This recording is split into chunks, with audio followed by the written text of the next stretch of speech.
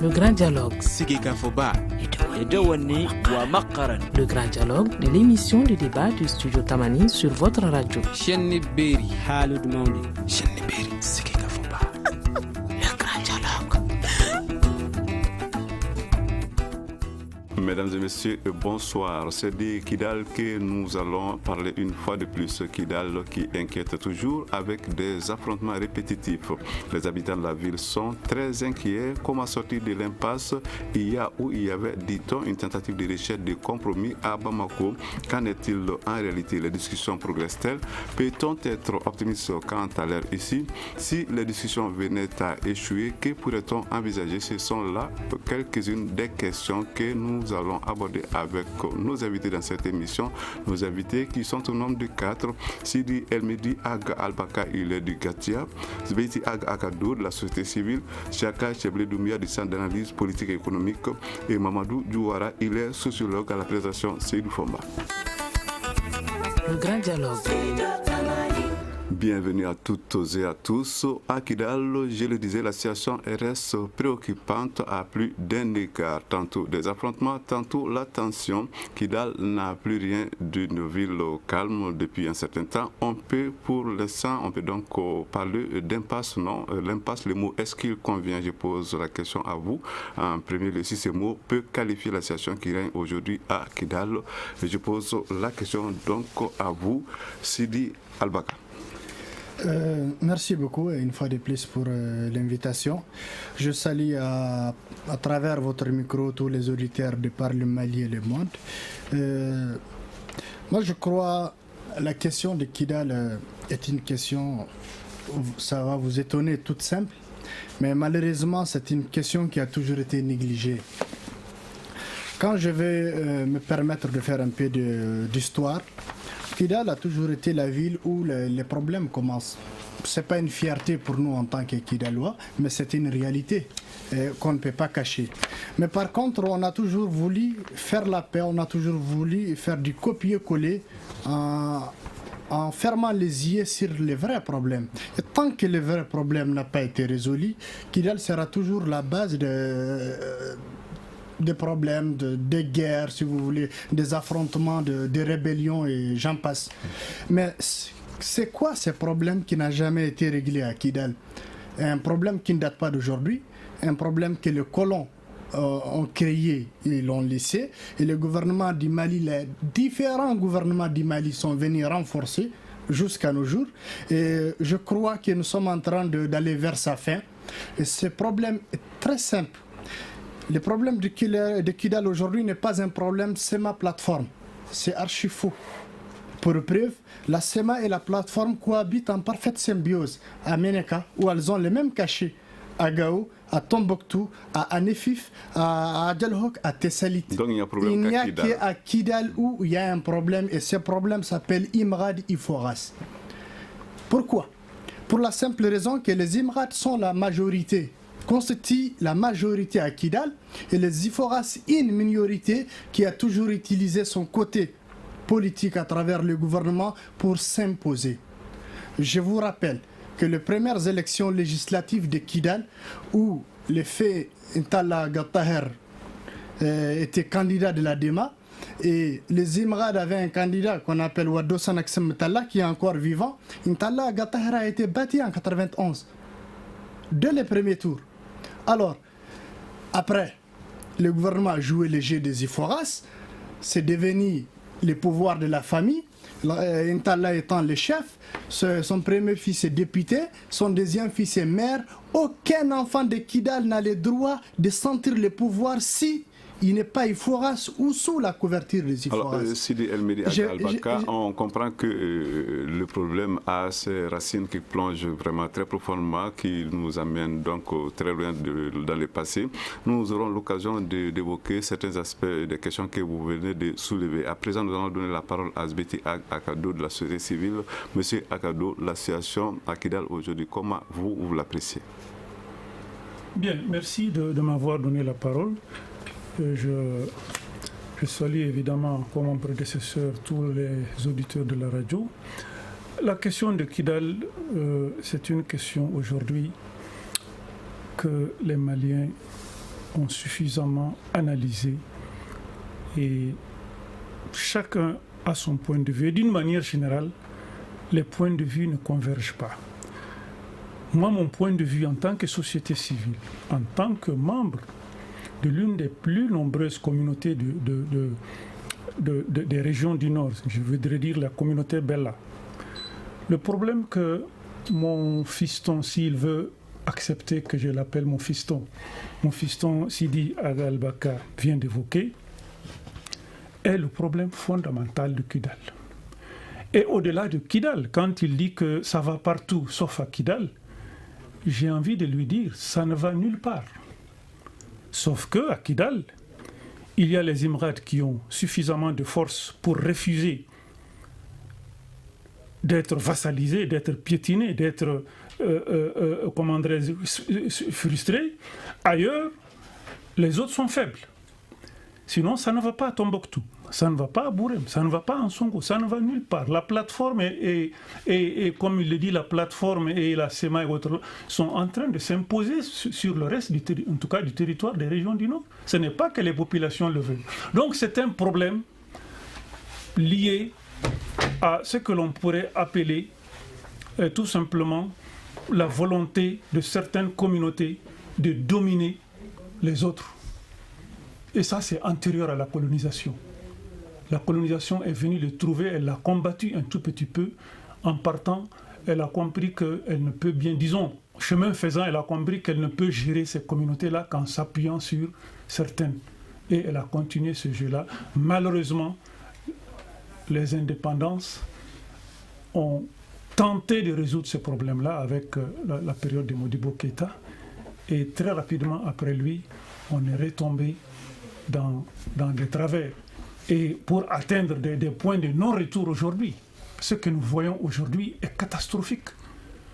Qu'on accorde que l'État, que les pouvoirs se rendent coupables, sinon se rendent responsables de privilégier des communautés contre d'autres, de soutenir certaines contre d'autres, de dire à certaines communautés qui sont résidentes à Kidal, ne rentrez pas à Kidal, laissez les autres être à Kidal, c'est inacceptable. Moi, je pense que la communauté internationale et tous les Maliens en particulier doivent se dresser pour refuser ce qui est en train d'arriver à Kidal. Qu'on accepte certains et qu'on refuse d'autres, ce n'est pas acceptable. Monsieur Foma, je joins également ma voix à mes deux prédécesseurs pour saluer tous nos auditeurs à travers le monde ici au Mali. La situation de Kidal est plus qu'inquiétante. Aujourd'hui, moi je me rappelle quand j'étais au téléphone dans cette même émission, vous m'avez posé la question sur ce qui s'est passé, entre les groupes armés à Niamey. Ce jour-là, j'avais laissé entendre qu'il ne faut pas croire à ce qui se passe. En fait, le semblant d'accord qui a existé, qui aurait existé entre ces groupes armés, tout le monde savait que tôt ou tard, ça venait par montrer ces différentes limites. Et éventuellement, ce sont ces limites-là auxquelles nous voyons aujourd'hui à Kidal. Ce qu'il faut, à tout prix, d'abord, Agado vient de le dire, c'est que c'est pas dire qu'on doit privilégier une communauté sur une autre communauté. Ça, c'est des solutions, on va en venir. Mais ce qu'il faudra chercher à éviter à tout prix, c'est la perte des civils.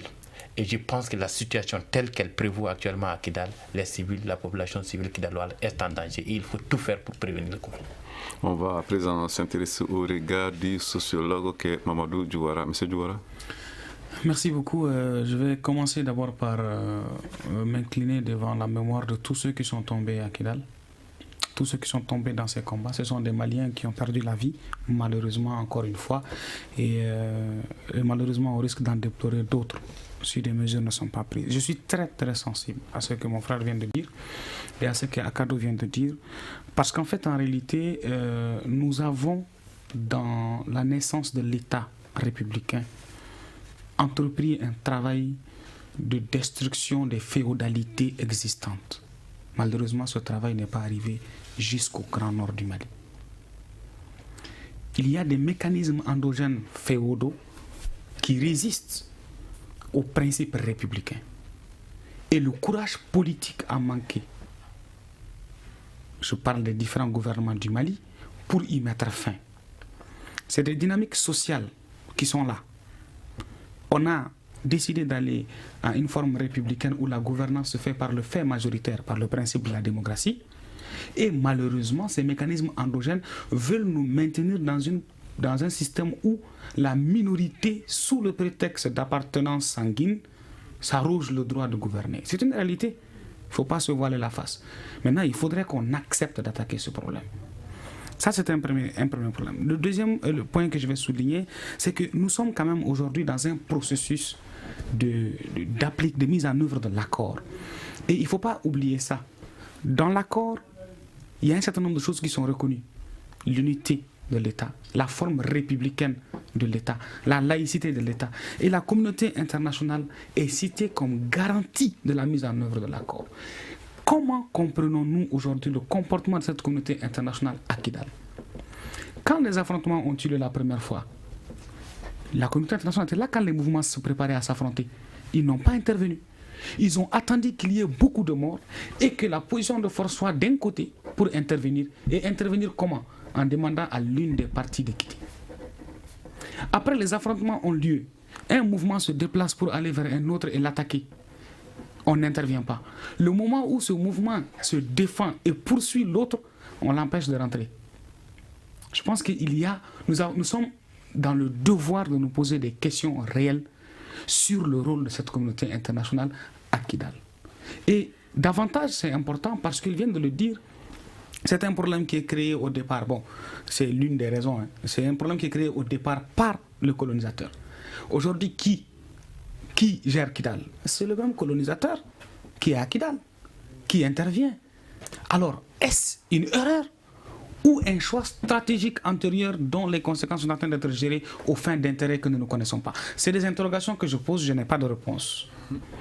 Nous allons à présent donner la parole à vous, Sidi El Mehdi Aga Al-Bakar du Gati. Alors, nous allons à présent quand même nous intéresser particulièrement à cette rencontre de Bamako. On l'évoque, on dit depuis le vendredi dernier, les deux partis, à savoir le HCA et le Gatia, sont représentés à une rencontre à Bamako pour tenter de trouver un compromis.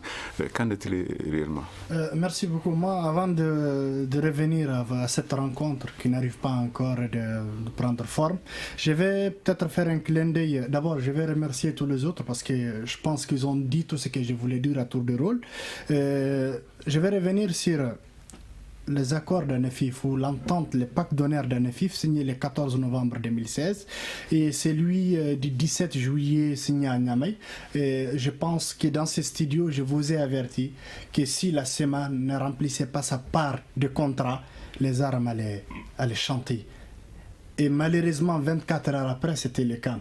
Le problème n'est pas un problème d'accord.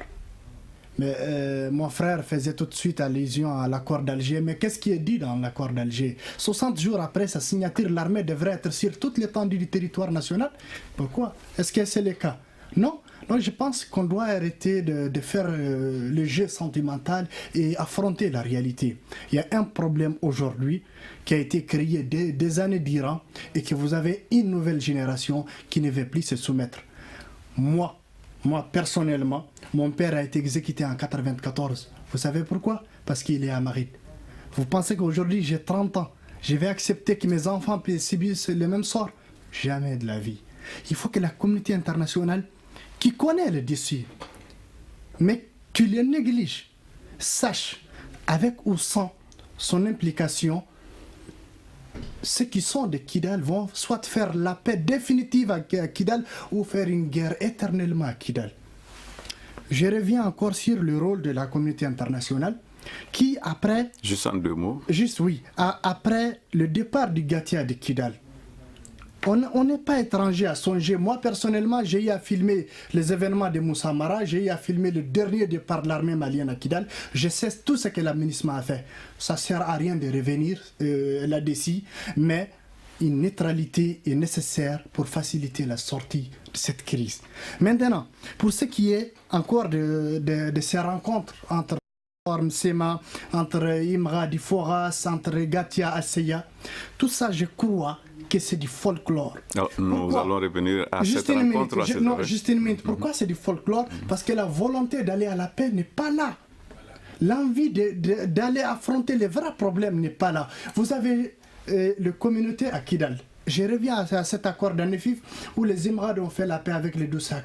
Jusqu'à aujourd'hui, il n'y a pas eu de problème. Alors, avec les Idna, avec toutes les autres communautés, il n'y a pas eu de problème. Il n'y a que les Iforas soutenus par une main invisible qui veulent encore revenir. Ça ne marchera absolument pas. Aucune puissance de l'intérieur ou de l'extérieur ne pourra nous empêcher d'aller vivre chez nous et en dignité. Studio Tamani, je dois rappeler que nous avons souhaité la participation du ICIA à cette émission. Alors, nous avons tout fait pour pouvoir obtenir la garantie de la présence d'un des participants. Malheureusement, ça n'a pas été le cas. Nous sommes au regret de constater qu'ils ne prennent pas part à ce débat. Nous allons observer une courte pause avant de poursuivre l'émission. Vous écoutez Studio Tamani, votre avis nous intéresse. Écrivez vos commentaires et suggestions sur la page Facebook et dialoguez avec nous. Studio Tamani, c'est aussi les réseaux sociaux. La situation à Kidal et la tentative de trouver un compromis à Bamako avec les représentants de belligérants, c'est de cela que nous parlons dans le grand dialogue de ce mercredi. Nous l'avons dit, cette rencontre justement de Bamako, c'est d'elle que nous allons parler. On a appris, en tout cas par voie de presse, que cette rencontre est en cours depuis le vendredi dernier. Alors, puisque vous êtes quand même du Gatia, on va commencer par vous, Sidi Albaka. Cette rencontre, qu'est-ce que vous pouvez nous en dire? Elle a commencé, elle progresse. Qu'est-ce qui se passe? Écoutez, je pense que c'est très facile de comprendre. Tant qu'on nous empêche de retrouver nos femmes et nos enfants et qu'on nous exige de rester à 50 km de Kidal, alors que des Libyens, des Burkinabés, des Nigériens, des gens de Boko Haram sont en train de faire la loi dans nos familles, nous ne pouvons pas parler du cessez-le-feu. Le problème de ces rencontres aujourd'hui, c'est que la communauté internationale veut exiger un cessez-le-feu immédiat. Ça veut dire quoi? Ça veut dire que ceux qui sont à Kidal resteront éternellement à Kidal et ceux qui sont aux alentours de Kidal resteront cantonnés aux alentours de Kidal. Mais pour quand? Alors, il n'y aura pas de cessez-le-feu tant que nous n'avons pas retrouvé nos femmes et nos enfants au cœur de Kidal. Alors, de quoi parlez-vous alors à Bamako au cours de cette rencontre? Nous ne pouvons jamais refuser la paix. Quel que soit, on ne pourra pas finir de vous narrer les souffrances que nous avons subies des années durant, avant même ma naissance. Nous parlons aujourd'hui de paix parce que nous sommes parmi ceux-là qui ont toujours tendu la main, malgré toutes les difficultés. On a carrément bâti les Iforas à Adilan et ils le savent, la communauté internationale le sait très bien parce qu'elle a survolé les affrontements, elle connaît la réalité mieux que n'importe qui. Mais quand elle nous a appelés pour parler paix, on dit mais pourquoi pas? Pourquoi pas ne pas faire la paix? Mais cette fois-ci, nous ne ferons pas n'importe quelle paix. La paix se fera à l'intérieur de Kidal et qu'on connaît très bien Kidal. C'est deux quartiers. Alors, vous avez un quartier, s'il vous plaît. Vous avez un quartier pour la SEMA, vous avez un quartier pour la plateforme, vous avez un quartier pour les soi-disant Azawadiens, vous avez un quartier pour les Maliens. De même, vous avez une partie des Iforas, vous avez une autre partie des Imrats. C'est géographiquement tracé. Alors, nous ne pouvons pas parler de cessez-le-feu aujourd'hui sans qu'on nous ouvre les portes de Kidal. Alors, nous ne voulons même pas que la communauté internationale nous aide, qu'elle nous laisse gérer nous-mêmes, diplomatiquement ou avec la force. Nous avons les moyens aujourd'hui de retourner à Kidal. Mais je précise que c'est toujours cette même communauté internationale qui nous empêche, je ne vais même pas dire de prendre Kidal, mais d'en finir une fois pour toutes avec ces problèmes. On va revenir à ma question. Ma question, c'est donc sur rendez-vous de Bamako. Cette rencontre, elle a commencé le vendredi, dit-on. Est-ce qu'elle progresse, cette réunion? Et de quoi vous parlez? Je viens de vous dire qu'elle ne progresse pas. Pourquoi? Parce que la communauté internationale a proposé un document qui exige d'abord la signature d'un cessez-le-feu. Ça veut dire quoi? Ça veut dire que si nous acceptons de signer un cessez-le-feu aujourd'hui, nous resterons éternellement aux alentours de Kidal et les Iforas resteront éternellement à l'intérieur de Kidal. Nous ne pouvons pas accepter ces pièges. Alors, tant qu'il y a une proposition qui arrange les deux côtés n'a pas été faite, je ne vois pas comment les choses pourront avancer. Nous allons donner la parole à d'abord Zbeiti Agakado qui la demande. Donc, il est de la société civile, monsieur Agado. C'est juste pour emboîter le pas au fiston. La communauté internationale, puisque c'est d'elle qu'il s'agit, et c'est sous ses auspices que sont organisées, n'est-ce pas, ces rencontres-là. On se souvient que le 17 mai, ou c'est quand encore, la fameuse guerre qu'on a perdue à Kidal. 23 mai. On se souvient qu'en une demi-journée, l'État du Mali a capitulé en acceptant cette histoire de signature de cessez-le-feu. Les Maliens ne comprenaient pas ce que ça veut dire, mais nous, historiens, on savait ce que ça veut dire. On sait que quand vous acceptez la cessation des hostilités, vous reconnaissez de facto l'occupation d'une partie de votre territoire. Forcément. Et la suite, on l'a vu. Il y a eu des négociations, il y a eu l'Alger, il y a eu un processus dans lequel on est en train de s'embourber encore aujourd'hui. Les Imrad qui ont à cœur de résister, de soutenir, de rester chez eux, de défendre leur patrie, leur terroir, ne vont pas accepter de signer une capitulation comme ça. Monsieur Akado, dites-nous. Contrairement au pouvoir du Mali, qui ont moi je suis de ceux qui croient toujours qu'on a fabriqué cette guerre-là, nous a menés dans ce processus-là. Sinon, on ne peut pas comprendre que la milice de Gacha tienne on ne va pas trop. Non, attends, je on ne va pas trop je vous conseille. Nous ne sommes pas une milice. Pardonnez-moi le terme, c'est peut-être un écart. Je veux dire seulement, je ne peux pas comprendre que là où une communauté refuse, n'est-ce pas, d'être piétinée par une autre et qu'elle continue de résister, elle est prête aujourd'hui à chasser, n'est-ce pas, les Imrad et disons les Iforas et tous ceux qui veulent s'opposer, n'est-ce pas, à leurs intérêts, elle est prête, elle a les moyens de les chasser. À ce même endroit, l'État du Mali n'est pas capable, n'est-ce pas, de trop s'éloigner de la question on qui ne vous s'éloigne a été pas. adressée. C'est des choses qui sont connectées. C'est pour dire que les négociations dont vous parlez là, elles n'évolueront pas.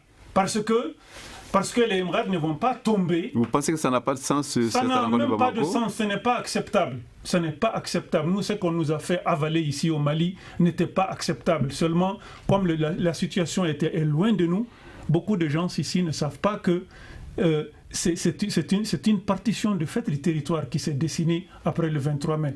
Et les événements d'aujourd'hui sont en train de nous le dire. Comment comprenez-vous que des familles qui partagent la même ville, on dit à certaines familles ne rentrez pas et les autres on les sécurise. Et je vous dirais quelque part qu'aujourd'hui, les gens de Barkhane sont en train d'humilier les familles des Imrad à travers ce territoire-là. C'est de la provocation, histoire de les pousser à réagir contre eux et de sévir sur eux. Ça aussi, on le sait. Nous allons donner la parole au sociologue Mamadou Diouara. Monsieur Diouara. Merci beaucoup. Moi, je voudrais quand même rappeler que, comme je l'ai dit au début de mon intervention, de part et d'autre, ce sont des vies maliennes qui sont en train de partir. Même si certains ont dit qu'ils ne voulaient plus être dans le Mali ou qu'ils ne veulent plus être dans le Mali, le fait est qu'on a signé un accord. Le fait est que, comme il le dit lui-même, nul ne peut empêcher à l'autre d'être là. Nous sommes condamnés à vivre ensemble. Donc, obligatoirement, il faut qu'on trouve une solution. Donc, moi, je dirais que les pourparlers engagés à Bamako sont une bonne chose. Le problème se situe dans la démarche. C'est toujours bien d'appeler les gens à la paix. Mais on ne peut pas avoir la paix en imposant à l'autre de tout abandonner et demandant à l'autre de tout gagner. Ça ne marche pas.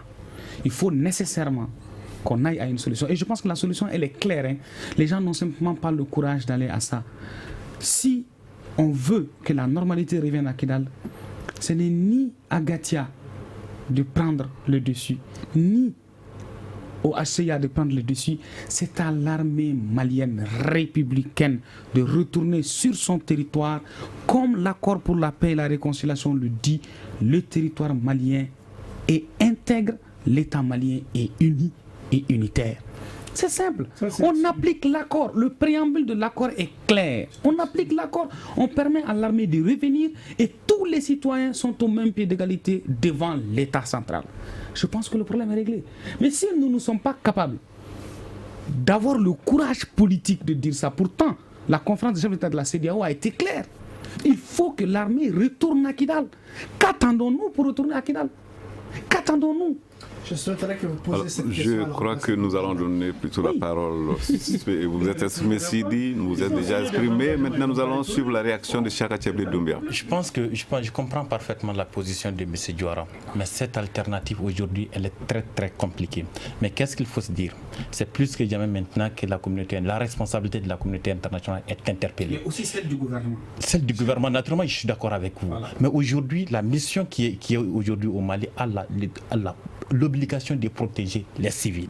Et si le Gacha et la CEMA s'affrontent aujourd'hui, c'est les civils qui vont en perdre le prix, qui vont payer le prix.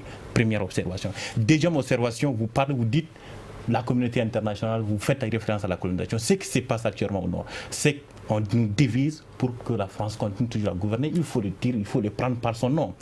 Le 23 mai auquel vous faites référence, ça n'allait pas se terminer comme ça s'il n'y avait pas d'autres alternatives, s'il n'y avait pas d'autres interférences, s'il n'y avait pas d'autres inconnus dans l'équation. Donc aujourd'hui, ce qu'il nous faut, mettre la communauté internationale à son défi, lui rappeler à sa responsabilité que ce qui se passe aujourd'hui à Kidal est en train d'aller dans le même sens que ce qui s'est passé au Rwanda et que jusqu'aujourd'hui on n'a pas fait la lumière sur la responsabilité de la France dans cette situation. Et aujourd'hui elle continue toujours à maintenir ses statu quo, à ne jamais être claire dans cette situation. Ce qu'il faut, moi, à mon avis, pour ce qui concerne la solution, mais prononcer sur les discussions qui sont actuellement en cours à Bamako, eh bien, c'est une bonne chose. Mais ça va aboutir à quoi au finish? C'est là la question. Est-ce qu'on va traiter les questions de fond? Si on ne touche pas aux questions de fond, on va entamer une sorte de discussion, on n'aborde pas les problèmes sérieux, eh bien, on passe à côté. C'est une très bonne chose qu'on se retrouve à Bamako. Quand j'étais au téléphone avec lui l'autre jour, s'agissant de la rencontre à Niamey, j'avais laissé entendre que le gouvernement du Mali n'est pas là-bas. Ceux qui sont chargés de suivre l'accord ne sont pas là-bas. Et bien que ça ne peut rimer. Je parle de l'Algérie. Non, ils y sont. Okay, l'Algérie, elle a la France, elle a la communauté internationale est présente. Donc je disais que ça ne peut pas rimer à quelque chose. Comme il l'a si bien dit, au bout de 24 heures, on est parvenu au résultat auquel nous sommes parvenus. Donc ici à Bamako également, si on ne traite pas les questions de fond, si on n'aborde pas les questions essentielles, eh bien on n'ira nulle part. Qu'est-ce qu'il faut? Premièrement, la ville de Kidal est une situation très précaire. Qu'est-ce qu'il faut? Vous avez dit ce n'est ni au Gacha ni à la CEMA, mais c'est peut-être à passer à la mise en œuvre. C'est l'État qui doit être. L'État doit être présent à Kidal. La finalité de tout ça, c'est la souveraineté de l'État sur toute l'étendue du territoire national. Si l'État n'est pas capable d'aller à Kidal, c'est que Kidal n'est plus le Mali. C'est ça la vérité en fait. C'est ça la grande question. Non, il est important.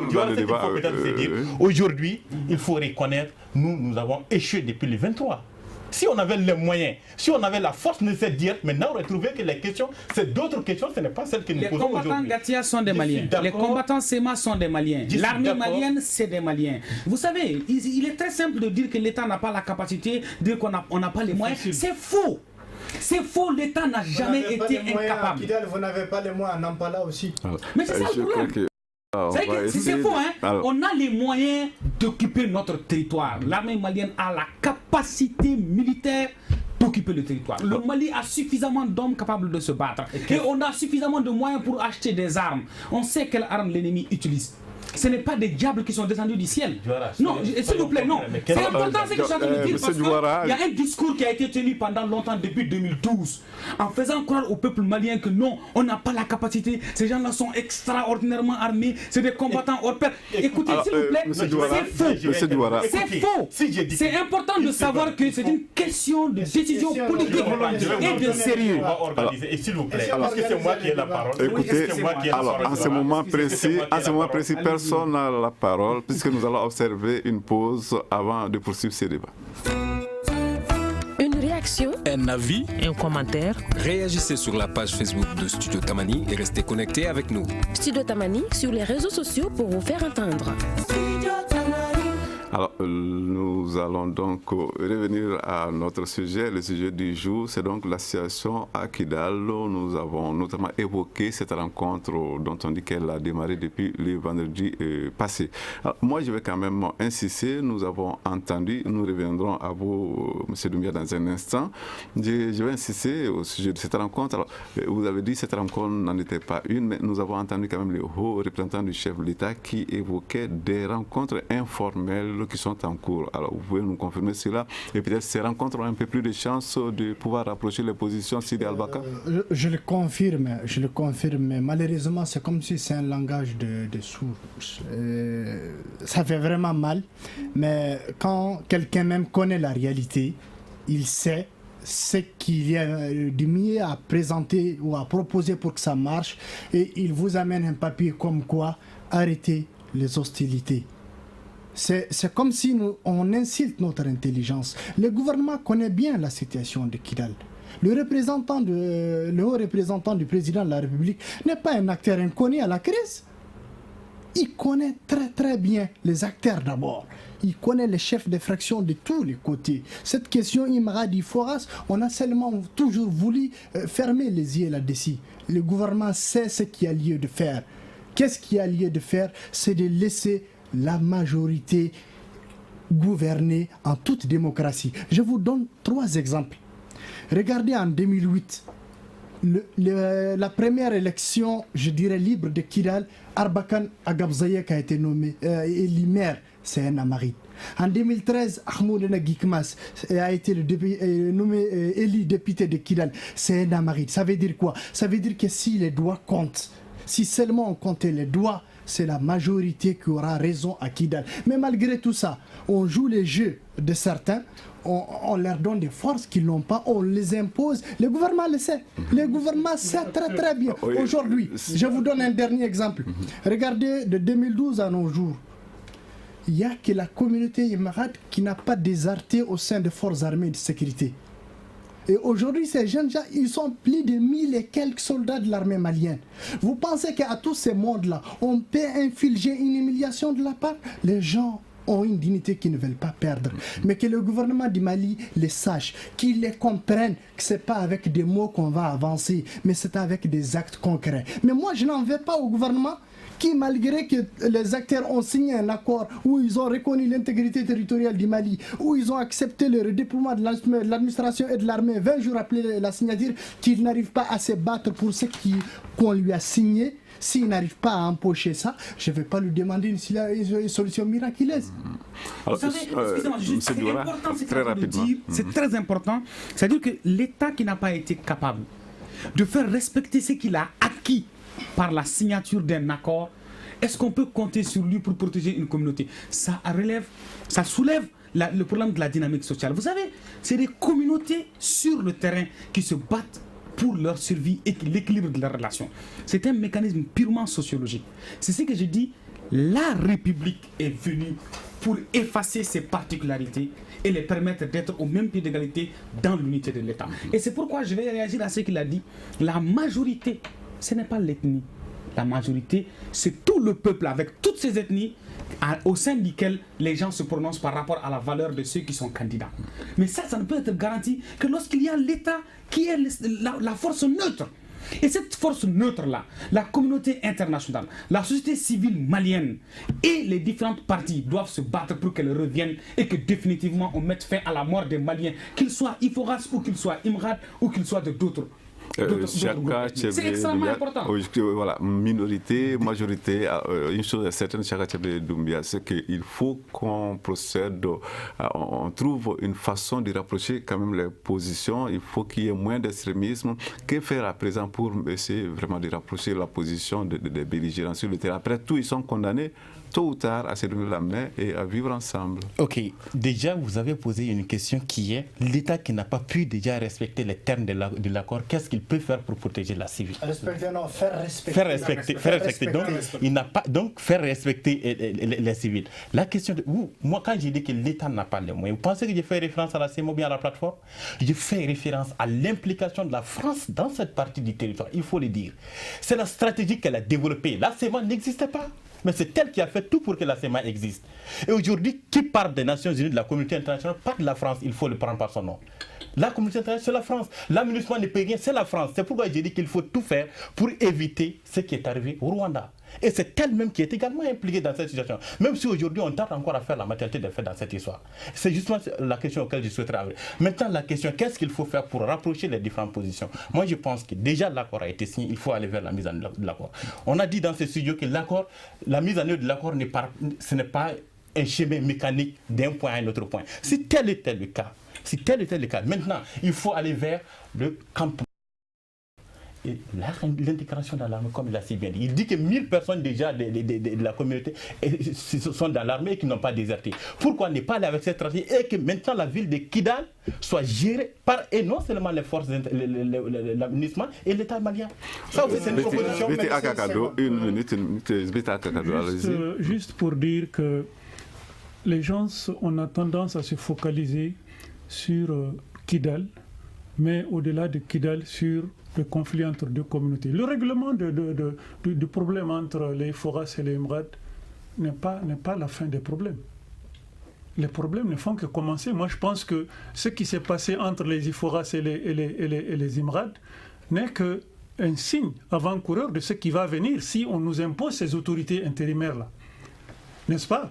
Quand vous parlez de l'État, un État qui n'est pas capable de faire respecter les lois que l'Assemblée passe à côté des lois, parce que vous n'êtes pas sans savoir quand même que ce qui est en train de se passer aujourd'hui n'est qu'une entente politique qui viole la loi, qui viole la Constitution, qui viole tout.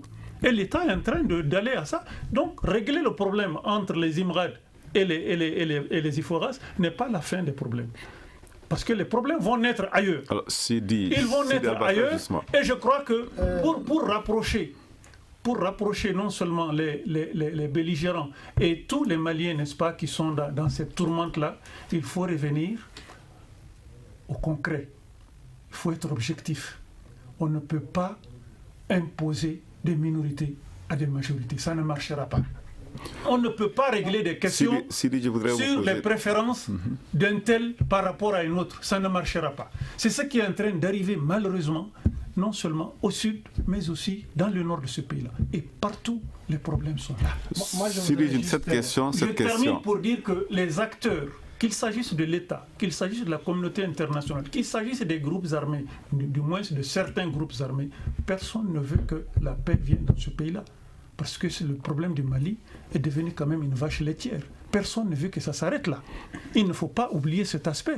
Sidi El-Mehdi Al-Baka, nous avons évoqué tout à l'heure la mise en place des autorités intérimaires. La chose est prévue en principe pour la fin de ce mois.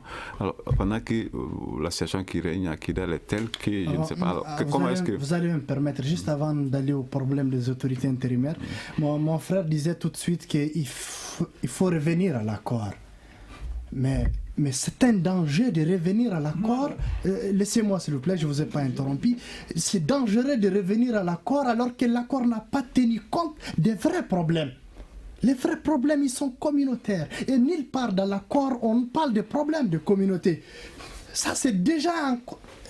C'est prendre en contre-pied. Oui, moi, je crois. Est-ce qu'il n'est pas trop tard? Non, il n'est pas trop tard. Il n'est jamais trop tard pour faire et pour mieux faire. Il n'est jamais trop tard pour faire la paix. Il s'agit là de ne pas renoncer à l'accord, de revenir à l'accord, mais de laisser l'accord pour le moment et régler les vrais problèmes. Regardez, qu'est-ce qui s'est passé depuis 2012 jusqu'à aujourd'hui.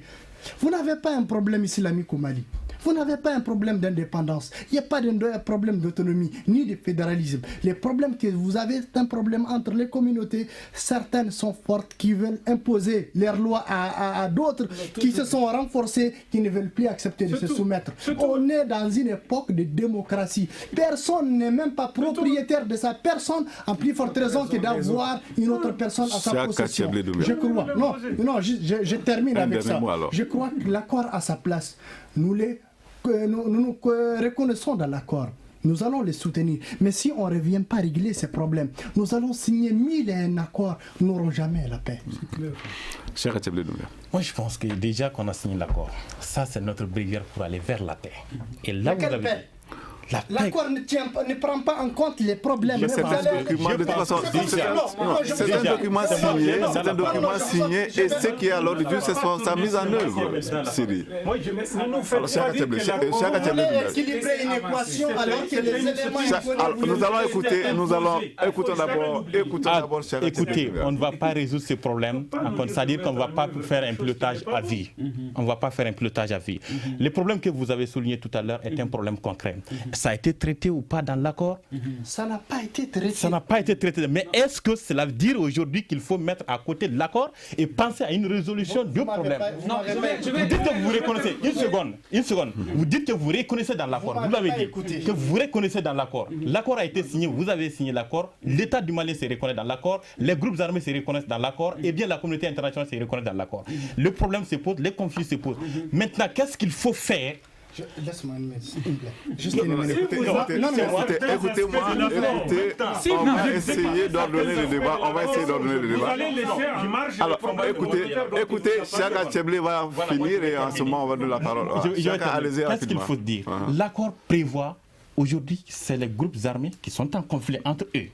L'accord prévoit le désarmement, la démobilisation. Maintenant, qu'est-ce qu'il faut faire? Il faut camper tous ces groupes armés. Terminez donc, Chaka. Terminez. C'est ce que j'ai dit. Vous voulez l'État malien. Chaka, vous terminez. Voilà. Écoutez, laissez-moi terminer. Laissez Chaka terminer. Vous aurez la parole. Vous aurez la parole. On va faire l'économie du temps. Il y a un détail qui t'échappe. Le problème n'est pas un problème de groupe armé. Le problème n'est pas un groupe armé et gouvernement. Le problème est communautaire. Arrête de nous faire perdre du temps. C'est pas un groupe armé qui se bat avec un autre. C'est des civils comme toi, comme lui, comme moi, armés, qui sont en train de régler des comptes. Il faut arrêter de rêver. Ce qu'il faut peut-être reconnaître, je crois que Chaka vous terminez finalement. Ce qu'il faut peut-être reconnaître, même si c'est des civils avec qui on a signé cet accord-là. Pas forcément. Il faut l'admettre. Mais pas forcément. Vous disiez tout à l'heure que vous reconnaissez dans l'accord. Je dis pas forcément. Non, vous disiez que vous reconnaissez dans l'accord. Mais ça, c'est moi, mais ce n'est pas le cas de quelqu'un d'autre. Je parle de ces groupes armés. Vous êtes ici en qualité de représentant. Tous les signataires, quand même, doivent se reconnaître en principe dans l'accord. Ils sont minoritaires. Tous les signataires doivent se reconnaître dans l'accord. Vous faites recours à la dernière résolution des Nations Unies qui brandit les sanctions. Et donc, dans le cadre de la protection des civils, je pense que la responsabilité est engagée dans ce sens. Vous savez, le problème, c'est quoi? S'il vous plaît, permettez-moi en même temps de répondre. C'est ça que j'ai dit. Le grand dialogue. Le grand dialogue, l'émission de débat du studio Tamani sur votre radio. Ce problème, il est réglé par la République, s'il vous plaît. La République, c'est la force centrale qui est là. Elle est équidistante. Elle est égale entre les différentes parties. Il faut permettre à l'armée républicaine de revenir à Kidal. Cette armée républicaine, tous les Maliens qui se sentent Maliens ont le droit d'y entrer. Elle sera reconstituée et elle sera redéployée. Maintenant, dans la gouvernance, ce qu'il est en train de dire est très important. Donc, excusez-moi. Dans la gouvernance, qu'est-ce qui s'est passé? C'est que de 1990 à nos jours, l'État a fait un comportement, excusez-moi l'expression, de favorisation d'une communauté sur les autres. Voilà. Et ça, là, merci, c'est à ça qu'il faut mettre un fin. Je vais dire, s'il vous plaît, je vais dire le dernier mot, avec votre permission. Le dernier mot, c'est que le problème qu'il y a entre Iforas et Imrad est le même problème qu'il y a dans la zone d'Ansongo entre les Dossak et les Peuls. C'est le même problème qui va continuer à exister aujourd'hui dans d'autres communautés. C'est important. Écoutez, Agado, vous avez 30 secondes. C'est pour dire seulement que Diouara vient de nous trouver le mot de la fin. Tout ce problème-là ne peut trouver sa solution que dans les assises communautaires. Des assises sincères, ce n'est pas des montages. Parce qu'on a tellement tourné dans ce pays-là, on a tellement mobilisé de l'argent de 2012 à aujourd'hui, rencontres, sensibiliser. Rien, les résultats sont là. Assises, vous parlez de la conférence. Il faut que les communautés du Nord soient capables, il faut que la communauté internationale, l'État du Mali, les communautés internationales, les communautés du Nord acceptent de s'asseoir et faire comprendre une fois pour toutes définitivement que personne n'est au-dessus de la loi. Personne n'est supérieur à l'autre. Personne ne va dominer l'autre contre son gré. Là où les Iforas ont les armes, ils se sont battus, les Bellas prendront les armes demain. Ils sont majoritaires aussi dans le Nord, mais ils sont tués, ils sont méconnus. Ils n'existent pas. Dans toutes les commissions, dans toutes les structures, dans tous les processus, ils ne sont pas là. Et d'autres communautés sont là. elles regardent. Donc il faut régler les questions. C'est sur ces propos que s'achève le grand dialogue de ce mercredi. Je crois que Agado, nous aurons l'occasion de revenir sur ce sujet qui n'est pas un sujet du tout simple. Nous remercions tous nos invités, Sidi El Medi Aga Al-Bakar de Gatias, BT Agado de la société civile, Siaka Tchebe Doumia du centre d'analyse politique et économique et Mamadou Djouara qui est sociologue. On se retrouve demain pour un autre sujet. Le grand dialogue. Le grand dialogue de l'émission de débat du studio Tamani sur votre radio.